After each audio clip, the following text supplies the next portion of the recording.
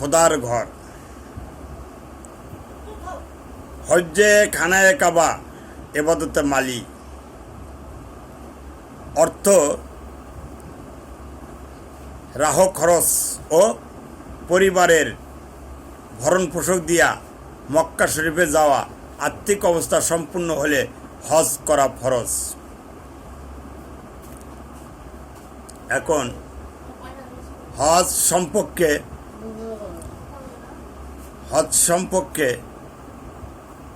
যে ব্যক্তি উক্ত রাস্তা অতিক্রম করতে সমর্থশীল তাহার জন্য খানায়ে কাবা হজ আদায় ফরজ।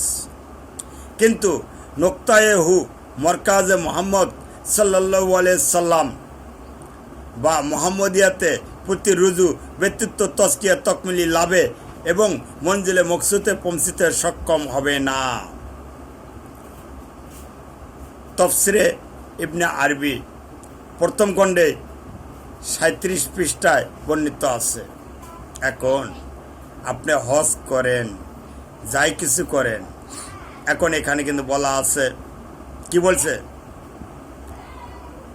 হ্যাঁ, যে বলা আছে মোহাম্মদিয়াতে প্রতি রুজু ব্যক্তিত্ব তজকিয়া তকমিলি নুরি হাসিল হবে না।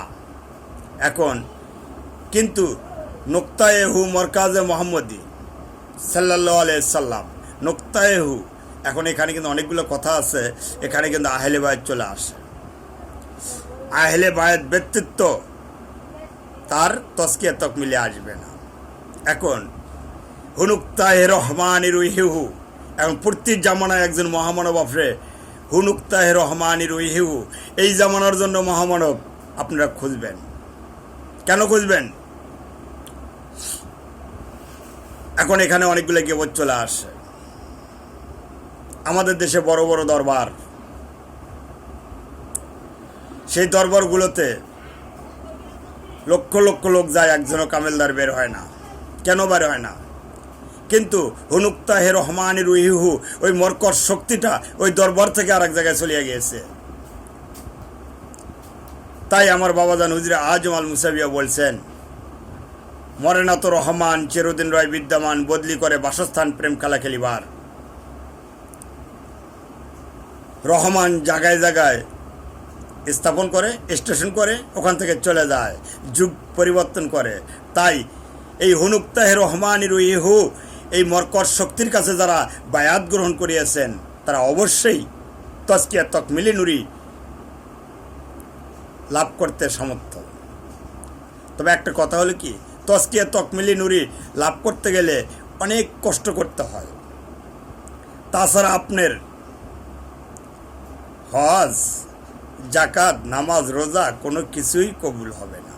কেননা যদিও মোহাম্মদী শক্তিতে অনেকগুলো কথা বলতে হয়, না বলে পারা যায় না। হ্যাঁ, যে কোরআন সাক্ষী দেয় তুমি মুসলমানের কবরে আসো, অথচ কিছু কিছু লোকে বলে যে বায়াত হওয়া লাগবে না। সূরা বাকারা 8 নম্বর আয়াতের দিকে তাকায় দেখো, আল্লাহ এবং পরকালের উপর যে ব্যক্তি ইমান এনেছে সে দহত্য ইমানদার নয়, স্পষ্ট কোরআন প্রমাণ। তাহলে কেন আপনারা গুরু ধরবেন না? হুনুক্তাহে রহমান রুহিহু, এই মোর্শেদকে কেন খুঁজবেন না? মোর্শেদ ব্যক্তিত্ব আল্লাহর পথে পা বাড়ানো কঠিন কাজ।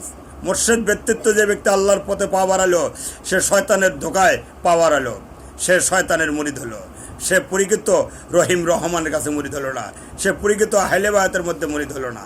তাই আজকাল দেখা যায় অনেকেই আছে এই শয়তানের মুরিদানেরা বড় বড় কথা কয়। তো যাক, এই পর্যন্ত